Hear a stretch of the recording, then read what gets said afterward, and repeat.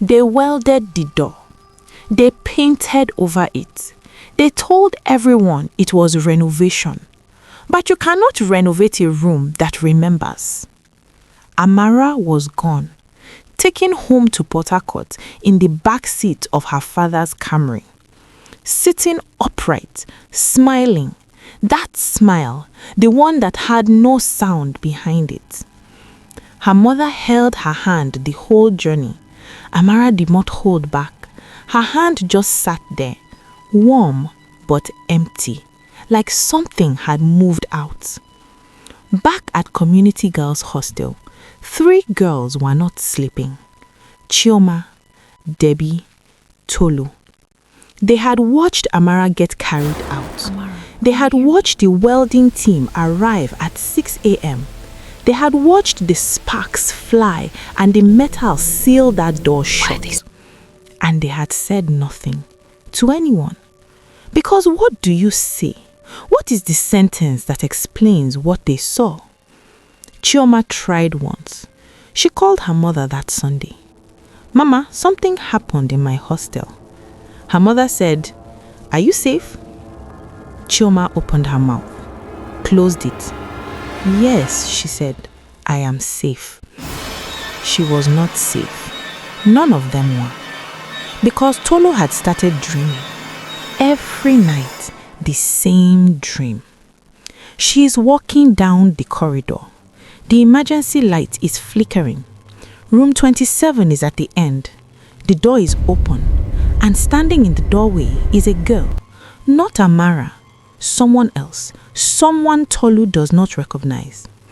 Young, maybe 19 or 20. She is wearing a hostel uniform that looks older than anything Tolu has seen. Faded yellow, the kind they stopped using years ago. The girl looks at Tolu and she opens her mouth.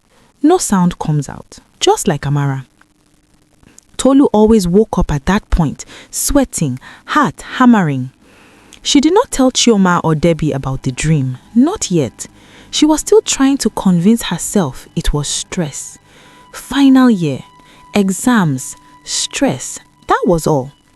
But on the 4th night, something changed. The girl in the dream spoke, not whispered, spoke. One sentence, clear as a phone call.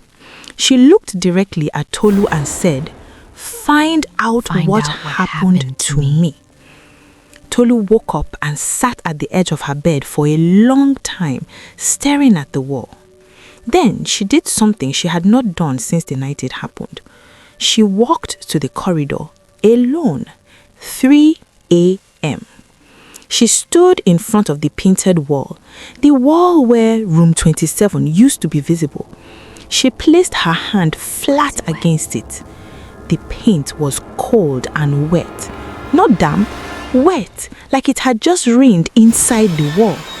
She pulled her hand back. Her palm was dry, but she had felt it.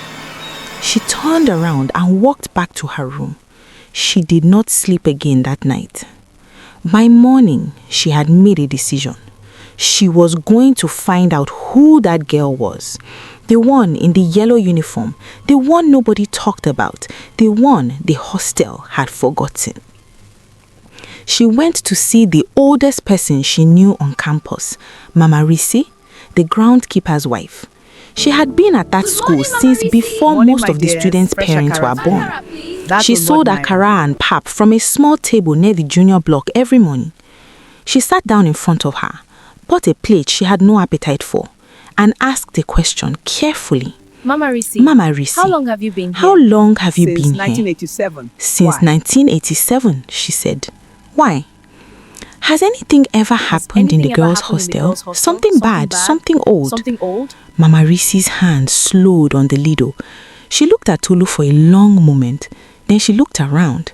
The junior block was busy, students walking past. She leaned forward. Which room? She said quietly. Tolu felt the hairs on her arm rise. Room 27. Room 27, she said. Mama Risi sat back. She was quiet for a long time. Then she said, That room has had a body in it before. Tolu stopped breathing. Not a ghost, Mama Risi said carefully. A body, a real one, a girl. They said it was an accident, she said quietly. But I was here, and accidents do not look like that. What was her name? Mama Risi looked at her for a long moment, like she was deciding something, like she was weighing the cost of an answer against the weight of 30 years of silence. Then she said a name quietly. One name. Tolu, the name and everything Tolu thought she understood about room 27 shifted.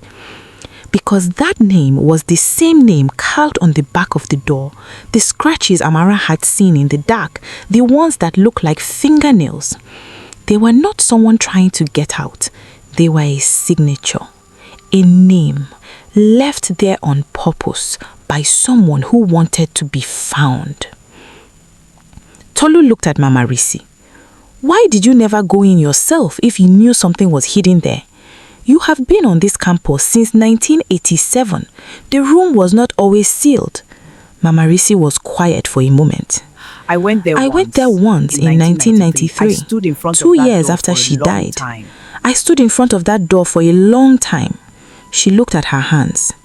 I put my hand on the handle and I could not turn it. I told myself it was because I was afraid of what I would find. She paused. Maybe that room did not want me in there. Maybe it was waiting for someone who would not give up when the door felt heavy.